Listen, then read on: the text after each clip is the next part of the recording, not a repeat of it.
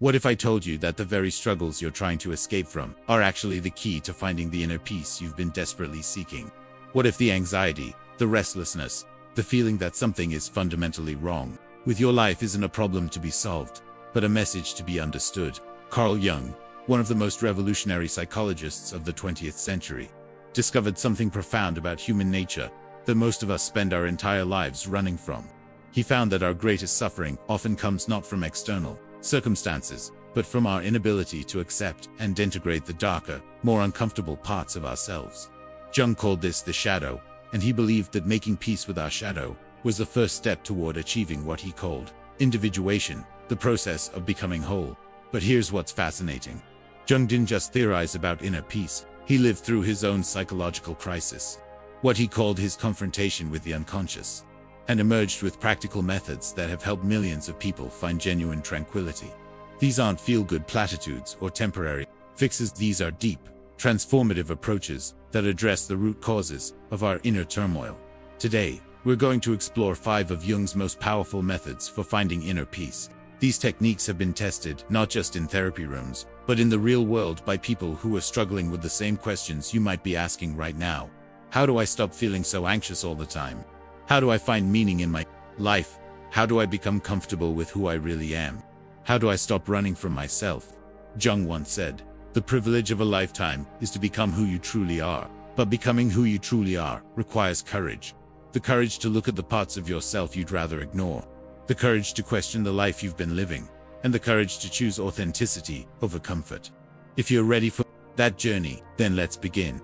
The first method Jung discovered for finding inner peace might surprise you because it goes against everything our culture teaches us about happiness and success. Instead of trying to eliminate the negative aspects of our personality, Jung believed we needed to embrace them. He called this shadow work, and it forms the foundation of everything else we'll discuss. Think about this for a moment. How much energy do you spend trying to be someone you're not? How often do you catch yourself putting on a mask, pretending to be more confident, more together, more successful than you actually feel? Jung understood that this constant performance is exhausting and ultimately futile. He wrote, "The most terrifying thing is to accept oneself completely." But he also knew it was the only path to genuine peace. The shadow, in Jung psychology, consists of all the parts of ourselves that we've rejected, denied, or tried to hide. These might be emotions like anger, jealousy, or sadness that we've been taught are bad. They might be desires or dreams that don't fit with our image of who we should be. They might be fears and insecurities that we're ashamed to admit we have. Here's the crucial insight. The shadow doesn't disappear just because we ignore it. Instead, it grows stronger in the darkness of our unconscious mind, influencing our behavior in ways we don't understand. Jung observed that everyone carries a shadow, and the less it is embodied in the individual's conscious life, the blacker and denser it is. This is why people who seem the most put together often have the most dramatic breakdowns, and why the most vocal critics of certain behaviors are often secretly engaged in those very behaviors themselves. So how do we begin shadow work? Jung suggested starting with honest self-observation. Pay attention to the people who irritate you most. What specific qualities trigger your anger or disgust? Jung discovered that we're often most bothered by traits in others that reflect our own hidden shadow elements. He called this projection, and he said, everything that irritates us about others can lead us to an understanding of ourselves. This doesn't mean you should indulge every dark impulse or become selfish and destructive. Shadow work isn't about acting out your shadow, it's about acknowledging it, understanding it, and learning to channel its energy constructively. When you stop fighting against parts of yourself, you free up enormous amounts of psychological energy that can be used for creativity, growth, and genuine self-expression. Jung worked with a patient who was obsessed with being seen as morally perfect. This person spent so much energy maintaining their saintly image that they were constantly anxious and depressed. Through analysis, they discovered that their shadow contained normal human feelings of anger, sexuality, and self-interest. Once they could accept these aspects of themselves without judgment, they found a peace they had never experienced while trying to be perfect. The second method Jung developed was what he called active imagination, and it might be one of the most practical techniques for finding inner peace that psychology has ever produced. Active imagination is a way of dialoguing with your unconscious mind, of giving voice to the parts of yourself that usually remain silent. Most of us live primarily in our rational thinking minds. We analyze, plan, worry, and tried to figure everything out logically. But Jung understood that the rational mind is only one part of our psyche. There's also an intuitive, creative, symbolic part of our mind that communicates through images, dreams, and emotions. When we only listen to our rational mind, we miss crucial information about what we really need and want, Jung wrote. The creation of something new is not accomplished by the intellect, but by the play instinct, acting from inner necessity. The creative mind plays with the objects it loves. Active imagination is a way of playing with the images and symbols that arise from your unconscious, allowing them to teach you things your rational mind couldn't figure out on its own. Here's how. You can practice active imagination. Find a quiet space where you won't be interrupted. Close your eyes and allow your mind to become still. Don't try to think about anything specific. Just notice what images, feelings, or thoughts arise spontaneously. Maybe you see a landscape, an animal, a person, or just colors and shapes. Don't analyze or judge what comes up. Simply observe it with curiosity. Now, instead of just watching passively, begin to interact with whatever you're seeing. If you see an animal, you might ask it what it represents, or what message it has for you. If you see a landscape, you might explore it, noticing how it makes you feel and what it might symbolize about your current life situation. The key is to approach this process with the same attitude you'd have when reading a meaningful poem or looking at a powerful piece of art. Open, receptive, and willing to be surprised. Jung used active imagination throughout his own life, especially during his psychological crisis. He would dialogue with various figures that appeared in his imagination, learning from them and allowing them to guide him toward greater self-understanding. He said, "The privilege of a lifetime is to become who you truly are." An active imagination was one of his primary tools for discovering who he truly was beneath the layers of social conditioning and personal defenses. One of Jung's patients, he was a businessman who felt completely disconnected from any sense of meaning or purpose in his life. Through active imagination, he began having conversations with an inner figure he came to call the Old Wise Man. This figure didn't give him simple answers, but asked him questions that helped him discover his own deeper values and desires. Over time, these dialogues led him to make significant changes in his career and relationships, bringing his outer life into alignment with his inner truth. The third method Jung discovered was the importance of understanding and integrating what he called the anima and animus, the contrasexual aspects of our personality. This might sound abstract, but it's actually one of the most practical concepts for finding inner peace, especially in our relationships with others and with ourselves. Jung observed that every person contains both masculine and feminine psychological elements, regardless of their biological sex. The anima is the feminine aspect within men, and the animus is the masculine aspect within women. These aren't stereotypes about how men and women should behave. There are archetypal energies that exist within everyone and need to be balanced for psychological wholeness. The masculine energy, in Jung's understanding, is associated with focus, direction, analysis, and achievement. It's the part of us that sets goals, makes decisions, and takes action in the world. The feminine energy is associated with receptivity, intuition, connection, and creativity. It's the part of us that feels, nurtures, and sees the bigger picture. Here's why this matters for inner peace. Most of us have developed one side more than the other, creating an internal imbalance that manifests as restlessness, dissatisfaction, or a sense that something important is missing from our lives. A person who has overdeveloped their masculine side might be highly successful in their career, but feel emotionally empty or disconnected from their creativity. Someone who has overdeveloped their feminine side might be very intuitive and caring, but struggle with boundaries, decision-making, or taking action on their dreams. Jung wrote, "The meeting of two personalities is like the contact of two chemical substances. If there is any reaction, both are transformed." This is true not only for our relationships with others, but also for the relationship between the masculine and feminine aspects within ourselves. When we can honor and integrate both energies, we experience a sense of completeness and balance. That brings deep peace.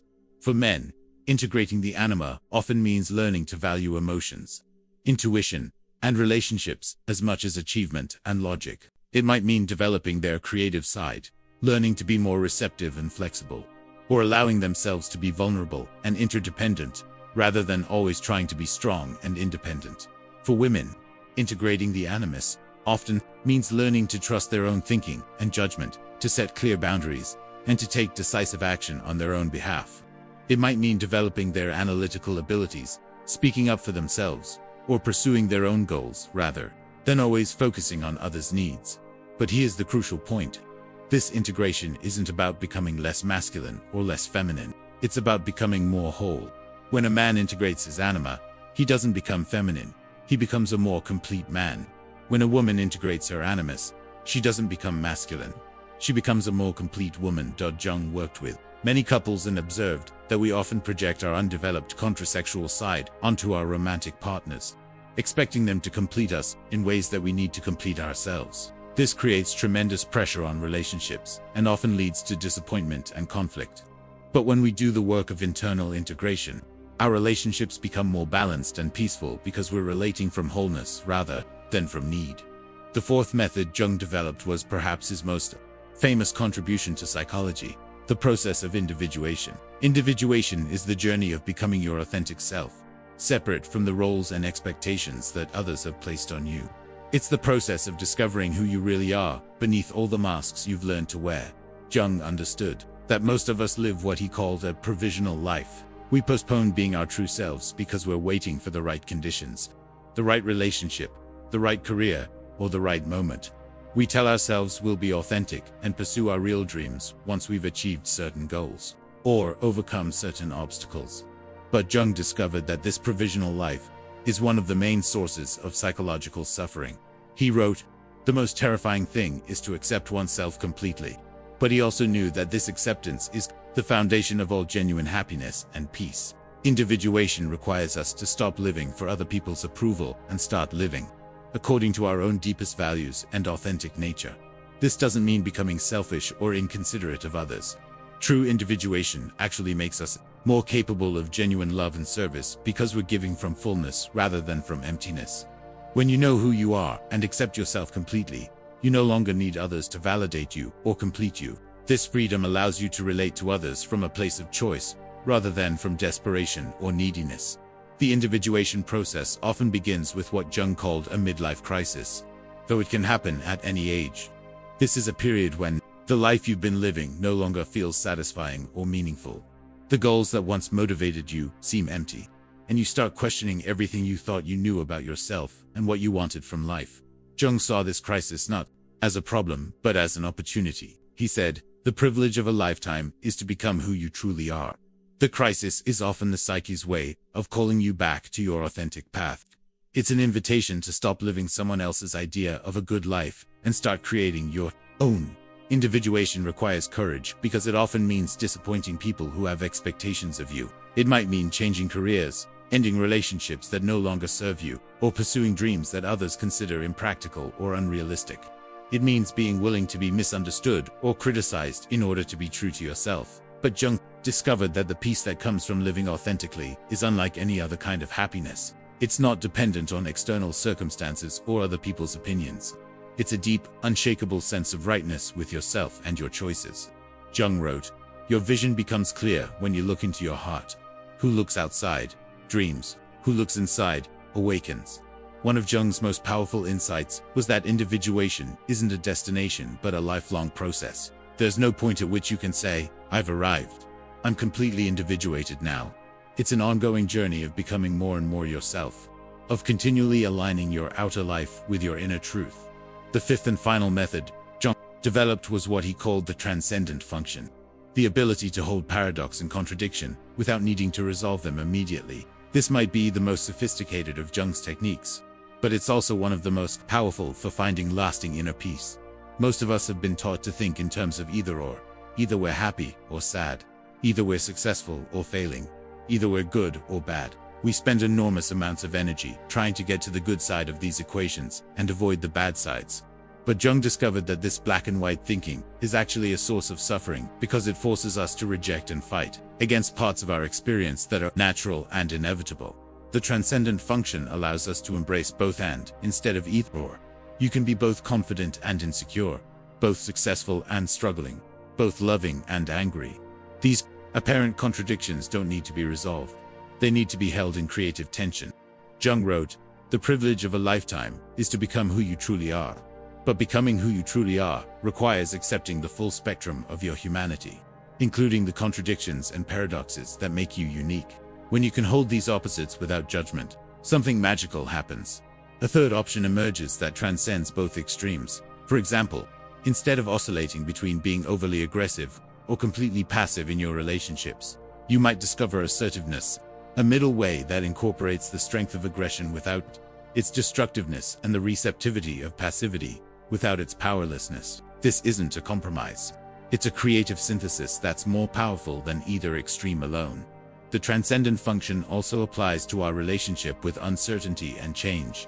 Instead of trying to control everything or giving up completely, we can learn to dance with uncertainty, to be both prepared and flexible, both committed to our goals and open to new possibilities.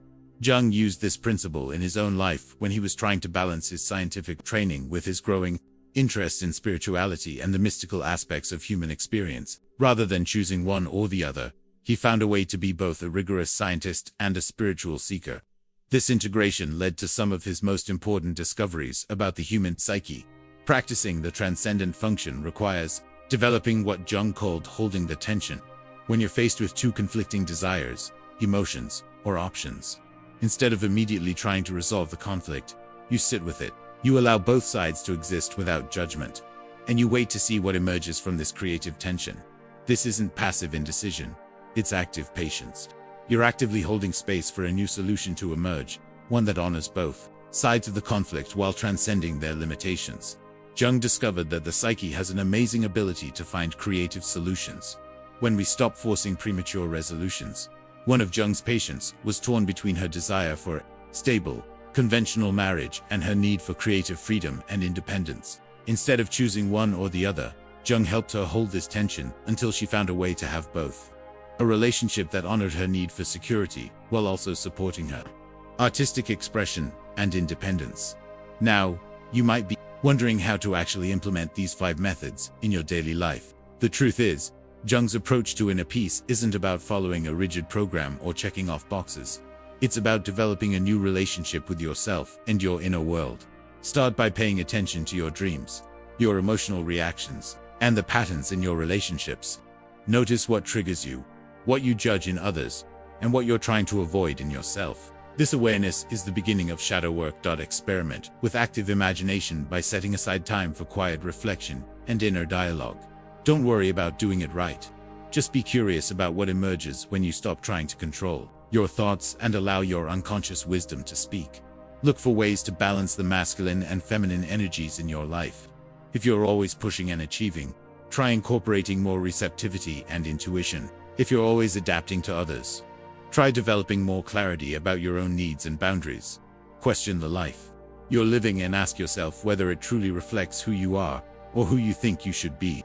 Individuation requires the courage to disappoint others in order to be authentic to yourself. And finally, practice holding paradox and contradiction without immediately trying to resolve them. Allow yourself to be complex, multifaceted, and even contradictory. This isn't a sign of weakness or confusion. It's a sign of psychological sophistication and maturity. Jung's methods for finding inner peace aren't quick fixes or simple solutions. They require time, patience, and courage. But they offer something that no superficial technique can provide: genuine transformation and lasting peace. Jung wrote, "Everything that irritates us about others can lead us to an understanding of ourselves." The journey to inner peace begins with the willingness to understand and accept ourselves completely. Shadows and all, the path Jung mapped out isn't always easy, but it's real. It doesn't promise to eliminate all suffering from your life, but it promises something better: the ability to find meaning and peace within whatever circumstances you face. It's the difference between temporary happiness that depends on external conditions and deep contentment that comes from being truly at home with yourself. As you begin or continue your own journey toward inner peace, remember Jung's words: your vision becomes clear when you look into your heart. Who looks outside dreams, who looks inside awakens. The peace you're seeking isn't somewhere out there waiting to be found. It's already within you, waiting to be discovered through the courageous work of becoming who you truly are.